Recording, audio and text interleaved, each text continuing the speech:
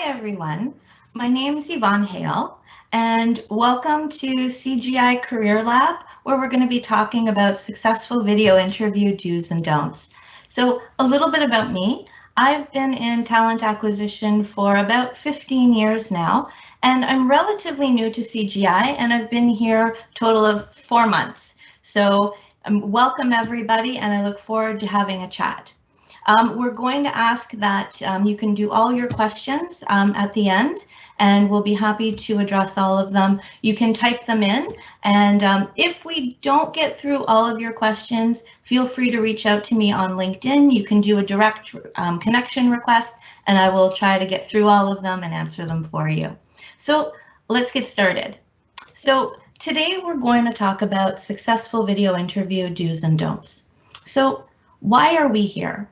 Well, virtual interviews have become the most common approach to interviews, and we want to help you maximize your chances in this changing job market. You can improve the way you present yourself with the help of our Career Lab. An interview is an opportunity. It's an opportunity for you, the candidate, and the company representative to get to know each other. It's an opportunity for you to compare goals and ask questions.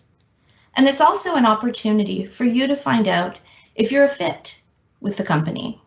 So think of interviewing as you interviewing the company as well.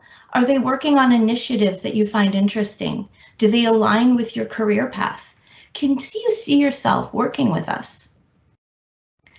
It's important to do your research prior to an interview. So what do you need to know? Well, what does the company do? What services or products do they provide? What's their history? How long have they been in business? How many employees do they have? Who are their competitors? Where are they located? Where can you find this information out? Well, hopefully you'll learn a lot about the company during the interview, like whether you feel that the company would be a good fit for you. But during the interview, it's not the time to learn the basic information about the company. You should know all of that before your interview. The good news is that it's easier than ever before to learn about an employer before your job interview. So take some time in advance to learn as much as you can online. Then you can tap into your real world network to see who you know, and maybe you can ask them about the company. So do your research. The research will really give the impression to your hiring manager that you're really interested in this job. So where can you find the information? Well, the company website. You can review the organization's mission statement, history, products, services. Check out the company's social media account. This will give you a good sense of how the company wants consumers to see it. You can like or follow the company to get updates. And you can find out information that you might not otherwise have found. You can use LinkedIn. LinkedIn company profiles are a good way to find more information on a company that you're interested in. You'll be able to see connections at the company, new hires, promotions, jobs that are posted, related companies, even company statistics. And if you have connections at the company, you can consider reaching out to them. I know some of you today are my connections and you've reached out to me, and it's initiated some really great conversations. Find out as much as you can about the position. What is the position about? How do you make a good pitch? How do you prepare pertinent information? Well, what does the company need? What value can you add? Expect questions to confirm your core skills. What delivery can you give? How successful can you be in that delivery? Think about times that you succeeded. Think about times that were more challenging, and think about how to maintain positive working relationships. Practicing and rehearsing help. Practicing, especially role playing, can really help identify opportunities to improve your technique. The saying goes, practice does make perfect. Grab a friend, grab a neighbor, grab a family member, or if you live alone, turn on a camera and practice talking about yourself. This increases your ability to think on your feet, and it also helps reduce nervousness and uncertainty, and it makes you look more comfortable, and when you look more comfortable, you come across more confident. Rehearsing helps with visualization. So practice your rehearsing, and with that, you can visualize how you'll look. What's your posture like? Are you making eye contact? Are you sitting up straight? It helps you visualize what you'll wear. How does the background look? Is the colors too bright? Are they too muted? I always tend to say wear solid colors, more neutral tones, less accessories, but you can find all of that out once you start rehearsing. And you also want to rehearse what you'll do when you arrive and you leave a video interview. For me, it's no different than entering into an office. You want to say hello, you want to smile, you want to introduce yourself, and when you leave, you want to make sure that there's no questions that need to be asked, and you want to thank the interviewer for their time. Some helpful tips to keep in mind. So choosing the right moment. You want to confirm the date and the time of the interview. You want to confirm the time zone. I know oftentimes I'm booking interviews with people that are 2 or 3 hours ahead of mine. So you want to make sure as the interviewee that you know the time zone in which your interview will be. Also, if it's short notice, sometimes it's okay to take a later interview time. If you know, for instance, tomorrow at 4 o'clock, you're going to have kids coming in or the house is going to be busy and you won't have that calmness, it's okay to request a later date if they provide one. Expect that your interview should be scheduled, even though if it's scheduled for 4 o'clock, try to be prepared at 3:30 and try to give yourself another half hour or so afterwards, just so you're not feeling rushed and you feel calm and more comfortable.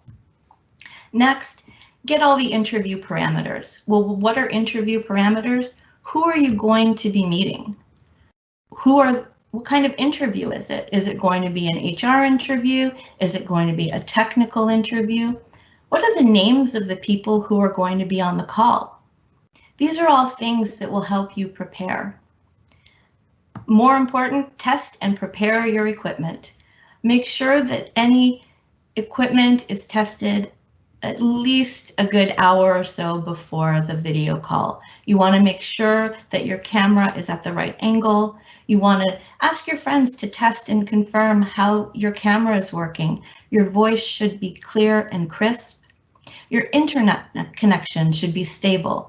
In order to prevent your camera from freezing or echoing, you want to make sure that everything is installed ahead of time. And if you're using headphones, I recommend you use the hands-free headphones, because that way you're not fidgeting with cords or wires. And you want to make sure you have a reliable internet service. You want to make sure that your laptop is powered up. All of these things help keep you calm during the interview, and it's less things to think about or worry about. Also, make sure that your telephone is put on mute and that you turn off notifications on your laptop as well. So auditing your environment. Auditing your environment, make sure that you give yourself a nice quiet space where you'll be free of disturbances. Maybe take your dog for a walk before the interview so they're relaxed. Put a note on your door if you live with people to do not disturb. You want to give yourself every opportunity to be in a calm environment, free of distractions. And you want to make sure you have everything you need close by. And so I always recommend that for an interview, whether it's a phone interview, a video interview, or an in-person interview, to have your resume with you. Your resume is what us as interviewers are going to be following along. So have your resume, have a notebook and a pen. And I always say also have the job description. Sometimes having that in front of you can help you remember questions. One of the neat things though about video interviews now is that you can have a lot of stuff pre-prepared. So you can have your notebook with your questions and answers, with your questions that you might have or questions that you've thought about, you can write them down. So There are 9 tips to being successful, and you want to arrive on time. You want to be prepared. You want to do your research about the company. You want to show enthusiasm and confidence, and doing your research can really help build that enthusiasm and confidence. You want to listen. You want to answer the questions that are asked and give precise examples. And you also want to ask questions.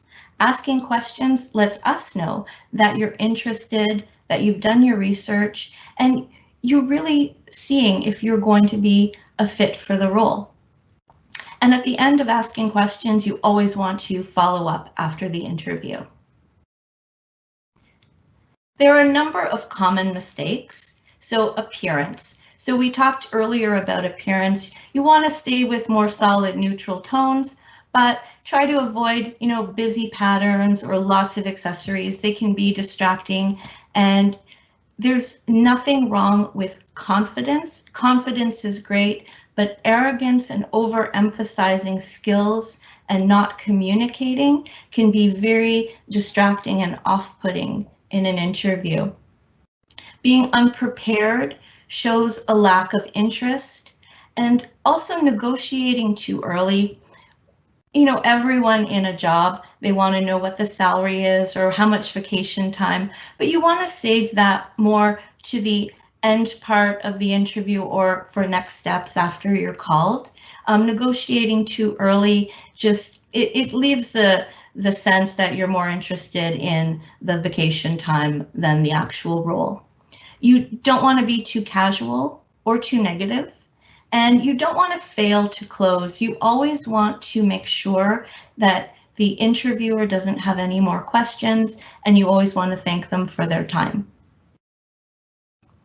So there are likability factors, and likability factors are exactly what they sound like.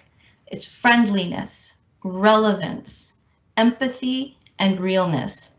So what's friendliness? Smiling. Smiling is almost like a virtual handshake now. Take a look at your interviewer's LinkedIn profile to get some insights into their job and their background. This shows relevance, how you connect with people. Look for common links between yourselves. Do you know some of the same people? Have you gone to the same school? Are you in the same groups? This also shows empathy. You're caring for others, asking, how are you? Talk about what you've done, realness, and all of this ties in and it makes you likable. That likability can really affect how the flow of the interview goes. You get that rapport, and an interview suddenly becomes this great conversation, and it's no longer just a question and answer period. Speaking of questions, so answering questions during the interview, you want to make sure to answer the questions asked as precisely as you can.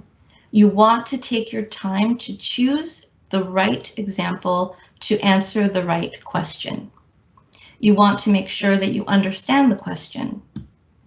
It's okay in an interview to pause before answering a question, to think about your answer.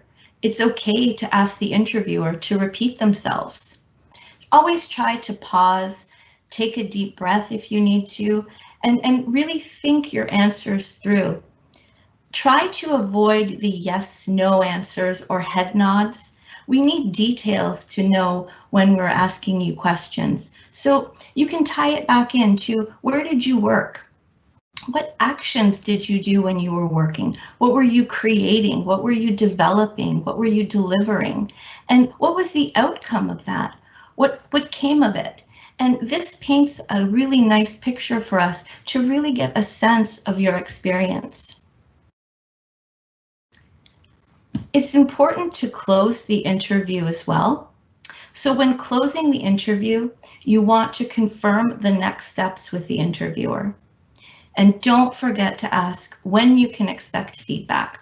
I know as a job seeker, there's sometimes nothing worse than waiting for that feedback. When can you expect to hear back? And so ask the interviewer, what are the timelines? When can I expect feedback? Will there be another interview? Is it a 2-interview process or a 3-interview process? Can I give any further details? In the post-interview follow-up, it's always good, and I do this for myself in all meetings, have your notebook and pen and write down observations of what's going on. What lessons did you learn? What went well? Maybe some questions that they asked you didn't anticipate when you were rehearsing and role-playing. Write things down, and these are really good points of reference if you do get a second interview or for another job interview. You can always go back and then use those lessons learned in part of your rehearsing and your role playing. It's always nice to write a short thank you note to the interviewer. I know I love getting thank you notes. It just adds that personal touch. It lets me know, okay, you know, they thought of me and it was nice, and it's also just a nice way of ending, and it's a good segue into finding out next steps sometimes as well. So write a thank you note. It's appreciated. I know I appreciate them, and they're nice to get. So at CGI, we live the CGI values, and what we value partnership and quality. We value objectivity and integrity, entrepreneurship and sharing. We value respect, and we value corporate social responsibility. And some practical information. So I highly recommend that you go to our career site, that you create your profile and set up job alerts. And we have some really good information on recruitment frequently asked questions. And I also would recommend that you go to #CGI Career Lab. We have a number of really interesting, relevant career labs upcoming, and you just go to our CGI Career Lab, and you can, I think, access it from our website as well, and go there and sign up for additional labs with us, because we're always excited to meet new people. And as I said at the beginning, we will try to get through all of your questions. If we don't, feel free to reach out to me on LinkedIn. It's Yvonne Hale, and just search Yvonne Hale CGI. It should pop right up. Send me a connection request, send me a message, and I will do my best to reach back out to you if we don't get through your questions today. So on that note, I thank you all for listening to this webinar that we're delivering, and open it up to questions. Thank you.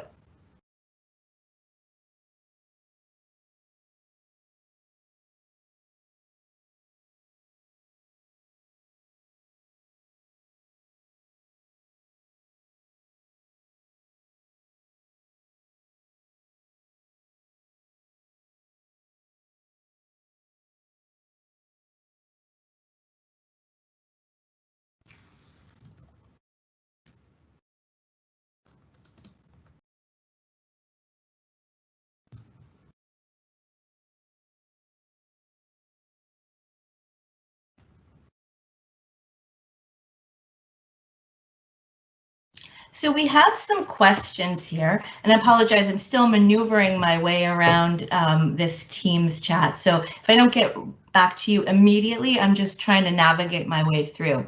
So one of these questions is, how do you get the resume selected for interview? How do one get his resume selected for interview to apply these techniques? Well, I think it's very important to read the job description that you're applying to and try to tie in the skills that they're looking for within that, within your resume. And the more highlighted skills that we see in the resume, the better chances that you have of having us call you. And, you know, I try, it's just not a perfect world, but, you know, I try to reach out to everyone that applies to roles that I'm looking for, and we try to find the best fit for the roles that we're looking for.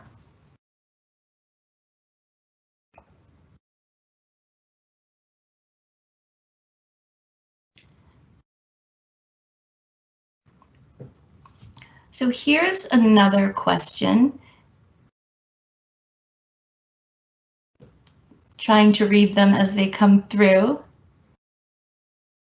I'd be happy to repeat my name. So my name is Yvonne Hale.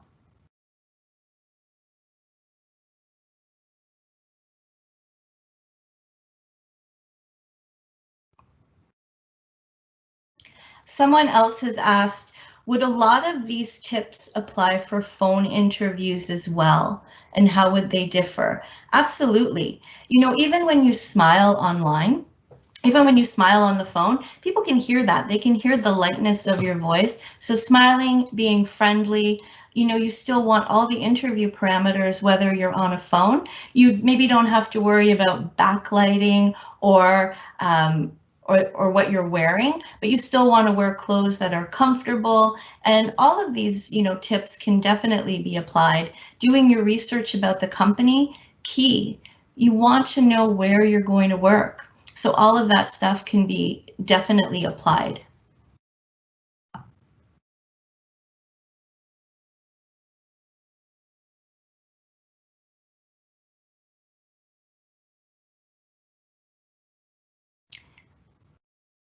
Here's someone else has asked, should we send the thank you note the day of the interview itself, or should we wait for a couple of days?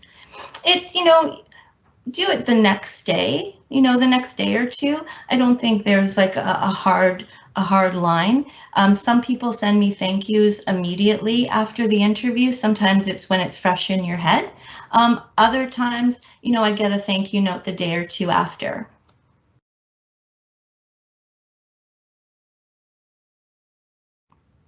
I'd also say if you have any questions about specific roles that you apply to, that you can reach out directly to me on LinkedIn, and I'd be more than happy to chat with you about specific job roles that you may have applied to.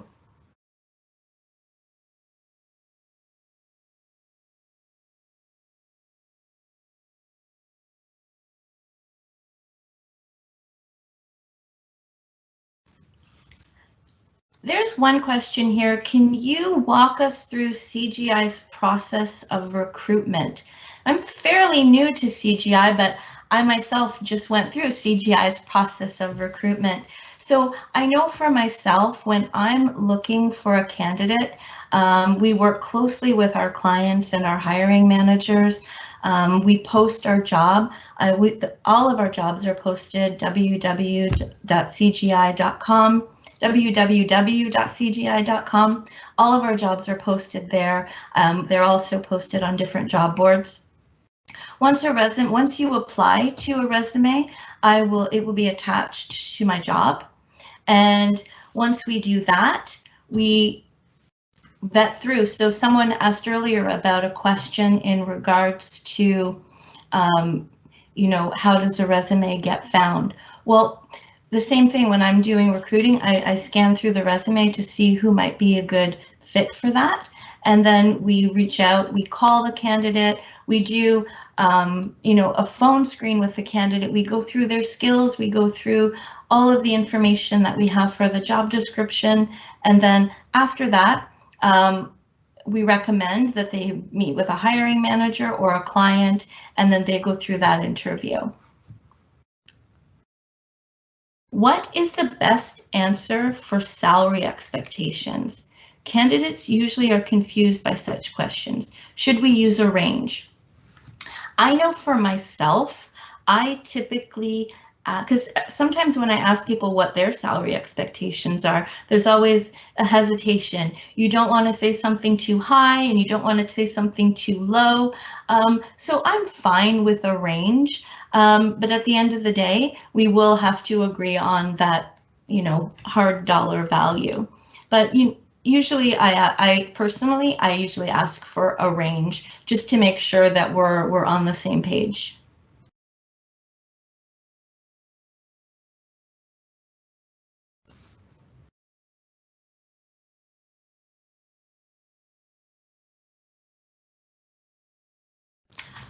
This one makes me smile. So what are some of your favorite questions that you've been asked by a candidate at the end of the interview? You know, and I like confidence, and we talked about, confidence, arrogance earlier, but, this is confidence, a lot more times than not. I've had people at the end of the interview going, so when do I start? When am I getting hired? It always makes me smile because it obviously makes them feel that they've had a good interview and they feel confident. And it's always nice for someone to be confident at the end of their interview. And I think those are my more favorite ones because you feel successful.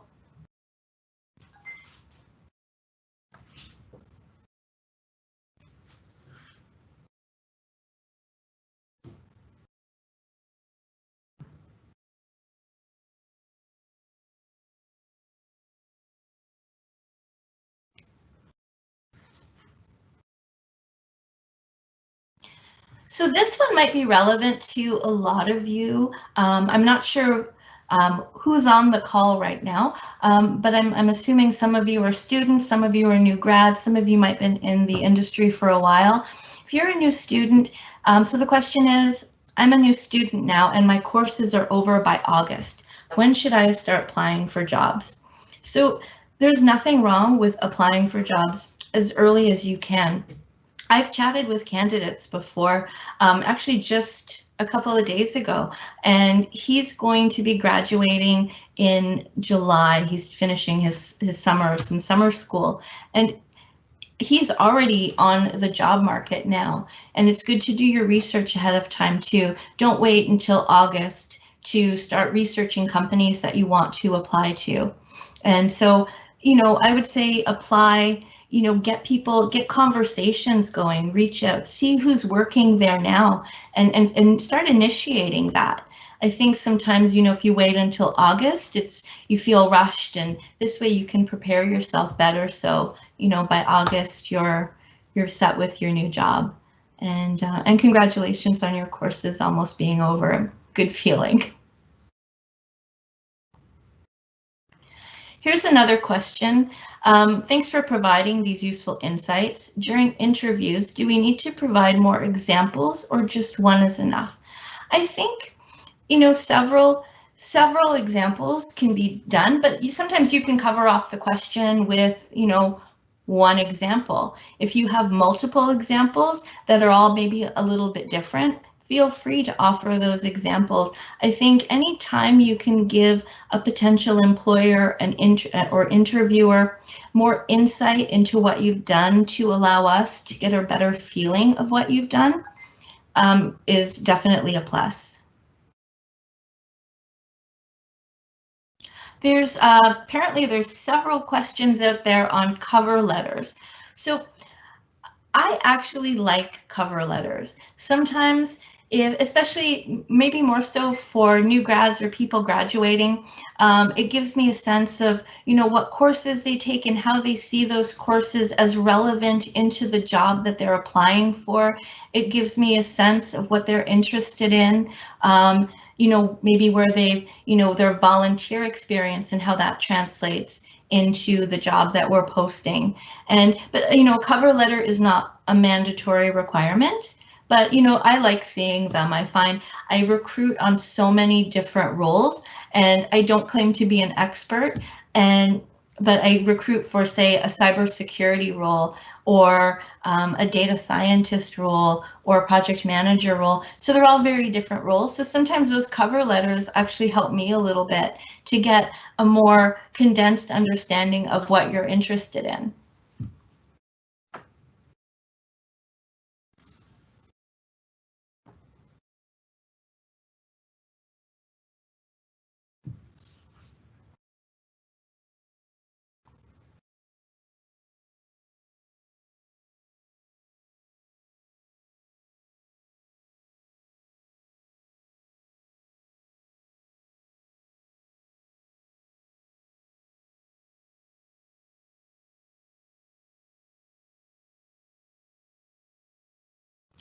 So here's a question. How can you check how your resume goes through a screening? So this ties in to knowing the job description. And I know as a job seeker, sometimes it can be very frustrating. You're applying to all of these jobs and you're not getting a call, and you want to know why. You feel like you're a fit for the role.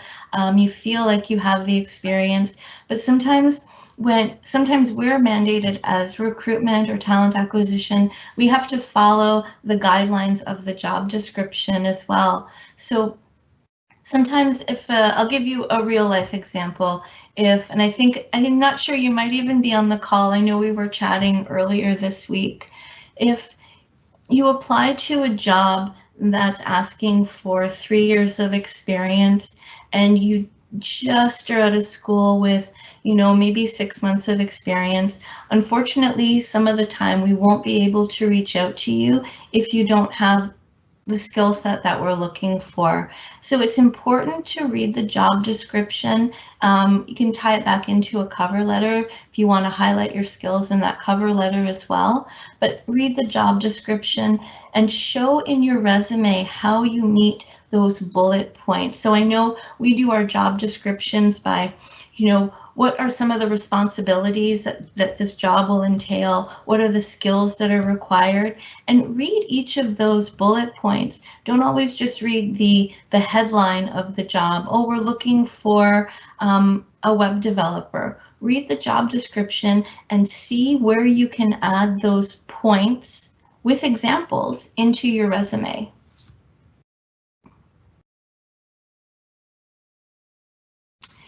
Here's another question.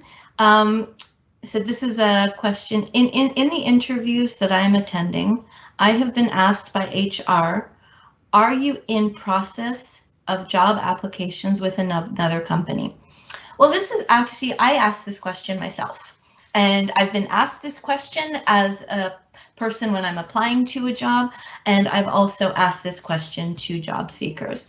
The reason we ask this question is that we want to know your availability, right? So if I'm speaking to 3 candidates, I will ask all 3, do you have any other interviews pending? Do you have any other job offers pending? So sometimes it allows us to, maybe push a little bit and to see, if we can get some interviews set up quicker. But we just like to know, if you're in other processes. So if we do come back with an offer, we're not surprised if, you say, well, you have other interviews pending. So that's a very common question that we ask. References can be important. I know with CGI, we do background checks. It's part of our recruitment process. References are good. It's always good to have, project references, or if you're coming out of school, if you have references of, professors or people that you volunteered with or have worked with in the past, you want those references to be professional references. You don't want them to be like your neighbor or your best friend. You want them to be references that can highlight the experience that is relevant to the job that you're applying for.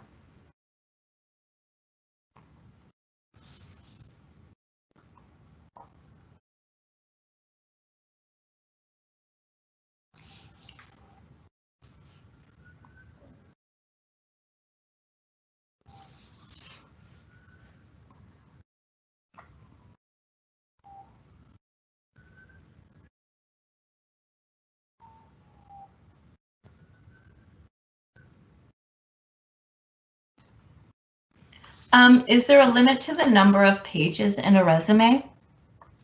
No. I know there's some standards, stick to like 2 or 3 pages.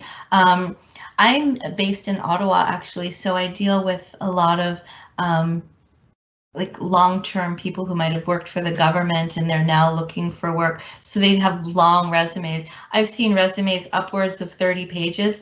I don't advise that. Try to keep your resume condensed, like 3 to 5 pages. You don't need to write like, pages and pages of description, but you want to give enough information in order for us, without speaking to you first, to be able to understand how much experience you have. Here's one. In your opinion, how can a candidate best demonstrate that they can add value to CGI? Well, I know when I'm talking to candidates, and what we touched on in our webinar earlier, when a candidate has done their research and they know the different initiatives that we're working on, and they know the different projects, and they can, tell me a little bit about the company, I know that always kind of piques my interest. And also, what does the candidate do outside of work? Like, are they involved in any sort of like volunteerism, or what do they do outside of work? Because we do a lot of things that are, fun and exciting, that aren't just into the 9 to 5. 9 to 5. So we want to see, if you're going to be part of, our CGI community. We call CGI employees, we call each other members.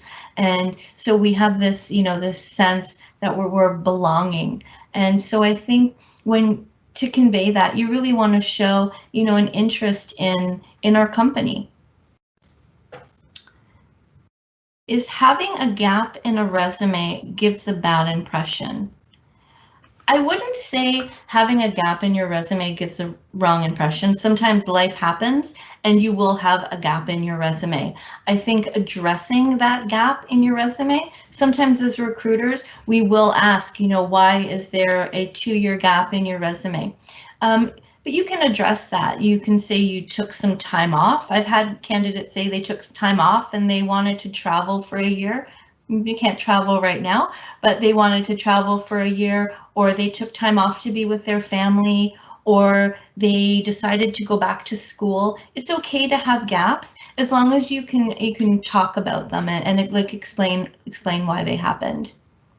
And I think we've gone a little bit over time, so we are going to close the questions off. But I do urge you to reach out to me, like I said, on LinkedIn, Yvonne Hale.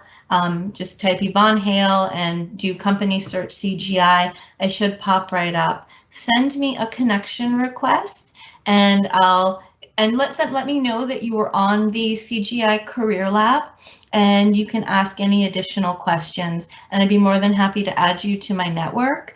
And maybe one day we'll be colleagues. So I wish you all a great day. Thank you for joining me. Again, hashtag CGI Career Lab for more career labs that we're offering in the coming weeks. Some really good information. And you can also find us on www.cgi.com. So thank you, everybody, and I wish you all a good day.